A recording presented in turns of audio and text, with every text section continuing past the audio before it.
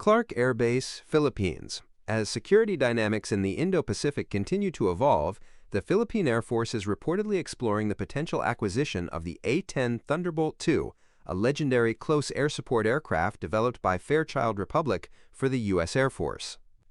Nicknamed the Warthog, the A-10 has become one of the most enduring symbols of battlefield air power due to its durability, firepower, and specialized mission role.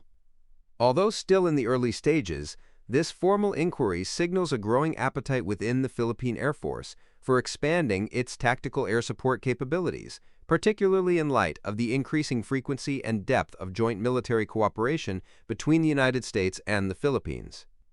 In December 2024, the U.S. Air Force deployed 4 A-10s from the 25th Fighter Squadron to Clark Air Base as part of a Dynamic Force Employment (DFE) exercise.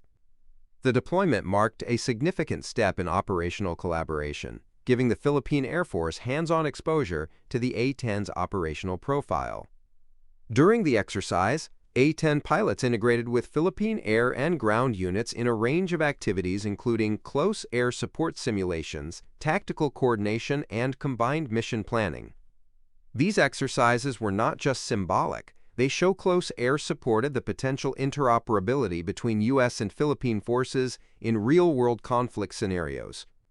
The deployment came at a time when tensions in the South China Sea and the broader Indo-Pacific region have intensified, prompting the Philippine military to seek more robust, survivable, and versatile platforms.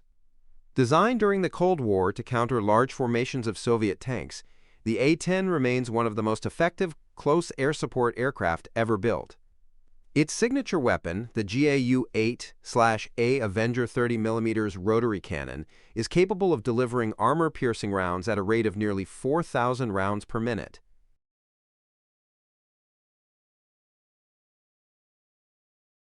This allows the A-10 to effectively neutralize armored vehicles, bunkers, and troop concentrations. In addition to its firepower, the A-10 is prized for its survivability. Its cockpit is surrounded by titanium armor, and the airframe is designed to absorb damage and keep flying. Loiter time. The aircraft can stay in an area longer than jets like the F-16, providing consistent support to ground troops. Short takeoff and landing. The A-10 can operate from unimproved runways, making it ideal for austere or dispersed basing environments such as those found across the Philippine archipelago. Ease of maintenance. Compared to more modern jets, the A-10 is relatively simple to maintain in field conditions.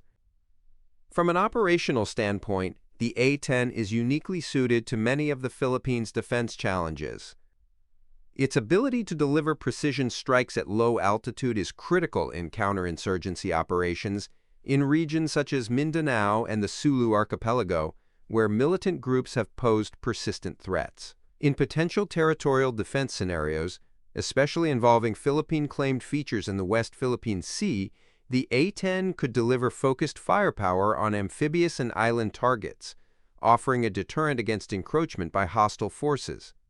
Its ability to operate from forward or temporary airstrips on outlying islands further extends its reach and response time critical in a dispersed archipelagic theater. Despite its formidable battlefield record, the A-10 is not without limitations, particularly in a rapidly modernizing battle space.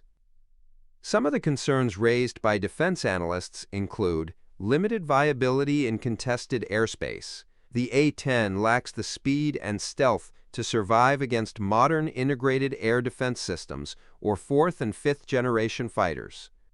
In high-threat environments, it can only be safely used after air superiority has been secured. Aging fleet. The A-10 fleet is decades old. Although many have been upgraded with precision engagement packages, the U.S. Air Force is gradually retiring the type in favor of the F-35A and future unmanned combat air systems. Questions remain about long-term logistics support, spare parts, and viable upgrade paths for future operators. Shift in Philippine defense priorities. Under the revised AFP modernization program, the Philippines is focusing on territorial defense, air domain awareness, long-range surveillance, and naval modernization. The A-10's role primarily in ground support may not align fully with these strategic shifts. cost will inevitably play a key role in any potential acquisition. While refurbished A-10s may come at a lower price point than new generation fighters, maintaining an older fleet with potentially dwindling parts availability presents long-term financial implications.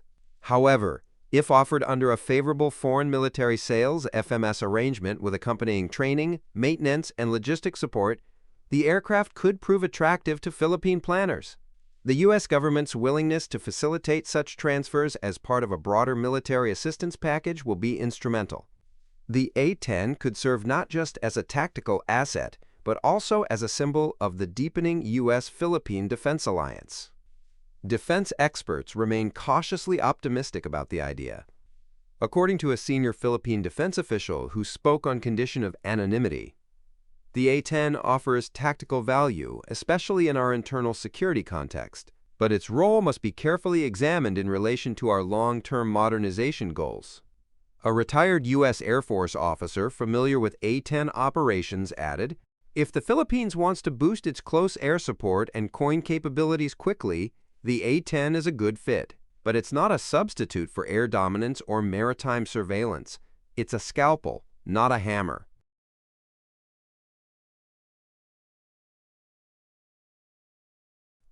As of early 2025, no formal procurement contract has been signed, but the very initiation of a feasibility study underscores the Philippine Air Force's desire to expand its tactical toolkit.